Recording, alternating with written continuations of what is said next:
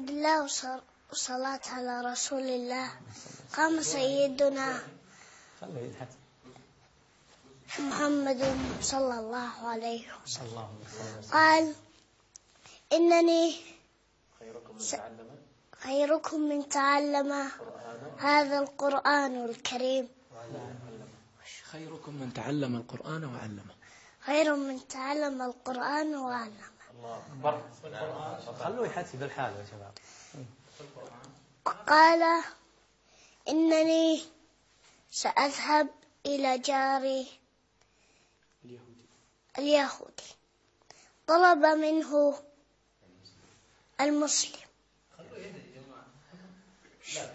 ايش فيكم؟ خلوني يا ماذا قال ناصر السعدي؟ أكمل شيخ تميم. يا شيخ تميم أكمل. ماذا قال ناصر السعدي؟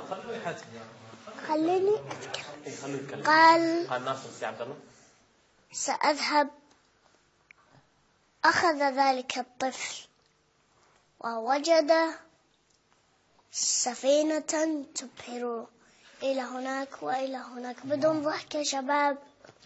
أنت تحكي عن رجل. خلاص. هذا رجل من البادية.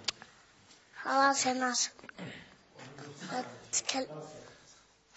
أنا أتكلم. كلكم مسكت. كان بيتكلم عن أهمية الصلاة، إنه الصلاة لازم. الصلاة هي الحياة. هي الحياة.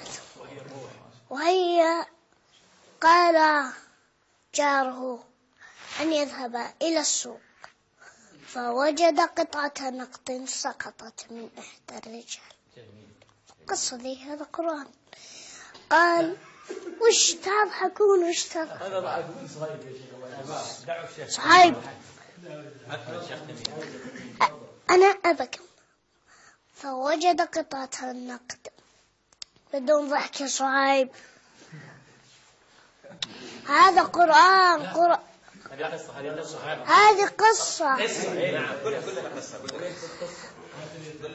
أخذ قطعة النقد فأعطاه ذلك الرجل. قال: ليس لي. ذهب إلى ذاك الرجل الذي سقطت منه. جيب رجل ثاني غير الرجل اللي يبغى يعدل عليه عشان تمشي القصة. ذاك الرجل يدعى ناصر. سقطت منه قطعة النقد فأعطاه جاره. وش الزبدة؟ يعني البرشام منقول على الهواء مباشرة. أعطاه إبراهيم. ذهب سيدنا